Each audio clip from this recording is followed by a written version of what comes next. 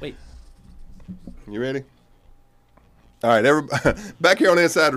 You might want to start that one. Yeah, we'll start over. You didn't even do a voice chest. Chest. You got a voice? All right. All right, back here on the Inside Wrestling Radio, up to the interview portion of the program here. And today in the house, we have one of what I think is the most controversial wrestlers, people that's ever come through this area, or any area for that matter. Pretty much everywhere he's been, there's been some kind of controversy, some kind of heat. And we're going to bring him in now, and we're going to find out what his deal is and his side of the story. And Osti, I've been, by the way, welcome to the program, Ostgard. But I'm so disappointed. Why am I in your mom's basement? This is the only place we can find to tape the show, Ostgard. And I told Charlie before we even brought you in that this is the first time in Inside Wrestling Radio history that there's a very real danger that this interview may end in a fight. So just go ahead and put that out there. Live from Rikki Regal's mother's basement, it's Inside Wrestling Radio on the AM dial. If you hear a lot of banging around and slapping around, as Ostgard and I have finally gone to blows. But anyway, welcome to the program, Ostgard, and he's going to tell us about his time in the business and all this heat that he seems to be drawing everywhere he goes. And Ostgard, you've given me the first question to ask you, so I'm going to put it out there. Why are you such a heat magnet? I'm a heat magnet because I'm an actual wrestler. Okay. I'm an actual wrestler. Right. I was trained by an actual wrestler, that actually wrestled for NWA, WWF, WWF, USWA, World Class, and that was Japan. That's Susan Green and Judy Martin. I was trained by an actual wrestler. Okay. That instilled like certain values in wrestling. Sure. That I wasn't just like jumping off a trampoline with my brothers beating up on some pillows and then, I'll go to Hendo and drop $25 for 2 weeks and then show up at a wrestling show and get put on. She instilled like a lot of values in me. I trained for 8 to 9 months, 4 to 5 times a week for 3 to 4 hours at a time. Sure. And in Blackjack Mulligan's ring, and it was, extremely cold in there during the wintertime, and it was like hot as hell there during the summertime. So it was brutal. She put these kind of values on me that when I went to the first show I went to, I actually thought that when she always told me, when you leave your car to the time you get into the building, you're in character. And then when you get in the locker room, just chill out.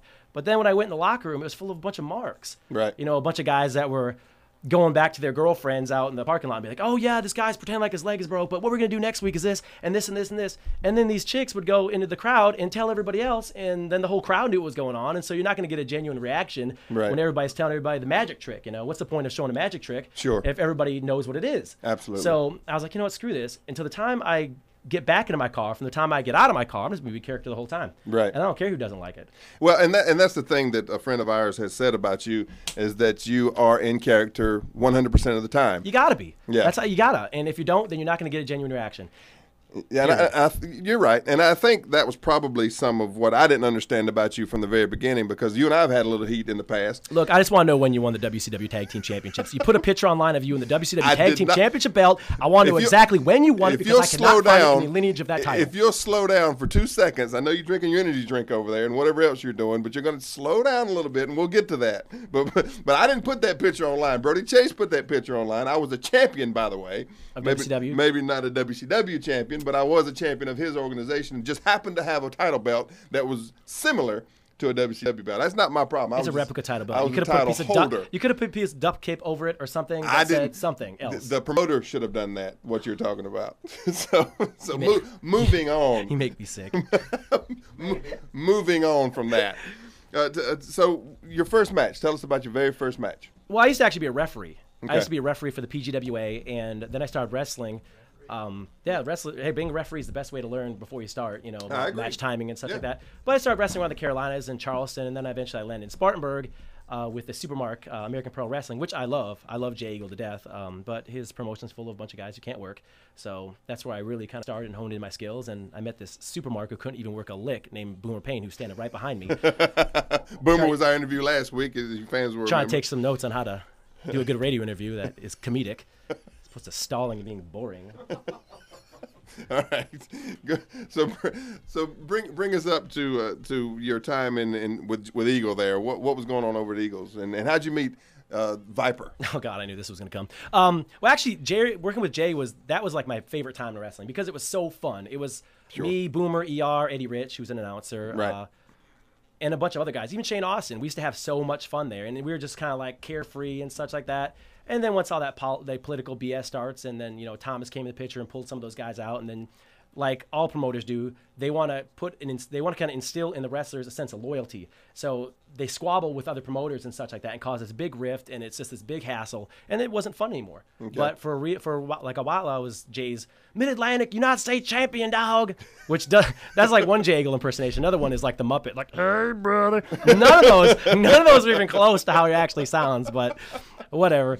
Anyway, he put a belt on me for like almost a year straight, and so he let me kind of have my way with what I wanted to do. He didn't have very much to work with, boomer, and so and Shane Austin and people like that. So he kept certain guys he knew could carry other guys. Right. At a certain point in the card and all that stuff. And he always liked the fact that I was always willing to do what he asked me to, and I was always willing to work with guys. And some guys just real selfish, and I wasn't like that. So he always kept me where he wanted me to be, which is always right around his matches, or right in 4th or 5th or 6th, which is always the best part of the card. Right. And that's what I did. We had a lot of fun back then. Back up just a little bit, and again, if you can slow down just a little bit. I know you're 100 miles an hour there with your big Rockstar energy drink that you just tossed in the trash there. But I need another one. Back up just a little bit, and you were talking about some of the political things that came into being over there, and you mentioned Thomas. I assume you're talking about Thomas Simpson. Oh, I love Thomas Simpson. Thomas is everything everybody says about him.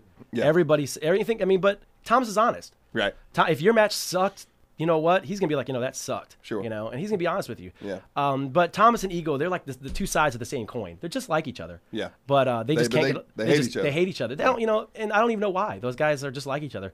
But I love Thomas to death. I love Jay Eagle to death. Those guys are great. Tell me why, in your opinion, why do you think that everywhere and I like Thomas too. Thomas actually comes in here and third mics for us sometimes on the show here. Like beatboxing, like. Yeah, exactly. but tell us why, in your opinion, you think that Thomas has gone to all these other promotions, but has always seemed to have left with heat. What's behind that, do you think?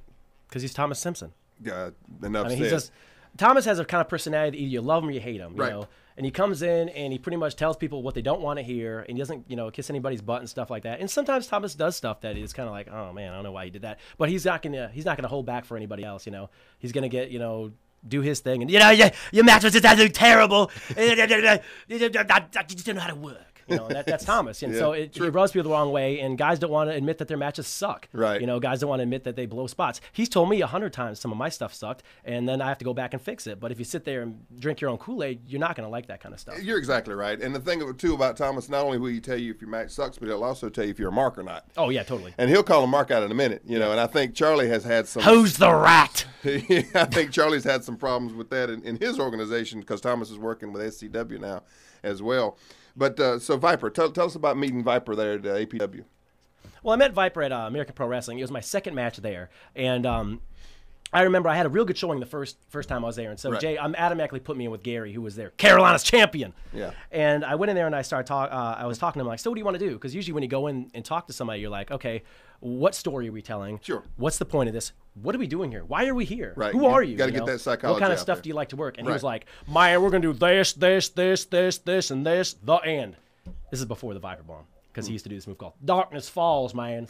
Everything's got to have a demonic tone to it. Right, yeah. But of course it does. And so I was like, well, can we do this, or do you mind if we do this? And all this stuff was to make him look good. He's like, man, if we don't do what I tell you to do, I'm gonna go out there, and when the bell rings, I'm gonna roll out and come to the back. And I'm like, what a jerk, Mm-hmm. But I didn't want to rock the boat, so I just was like, okay, whatever. And so we went out there and had this big, huge car crash spot fest that he sold literally nothing. Right. And then we came to the back and said, man, that was off the chain, dog. And I was like, yeah, it wasn't very good. No story told. No, but that was my first impression of Vipers, like my second week at Eagles. Gotcha. All right, Oscar, we're up on the break here, and when we come back from the break, we're going to go into the events that happened up in Hendersonville with Viper. I think there was an assault up there that occurred. We'll talk about that. We'll also talk about a problem that actually arose from a website that we all know. We're not going to the website that we can't name its name. Plug. But an incident that happened on there that actually had some legal entanglements for you, and we'll get into all that stuff. But the Heat Magnet is here. Ostgard's in the house, and we're gonna talk more with him coming up next after the break. More Inside Wrestling Radio. Viper Bomb!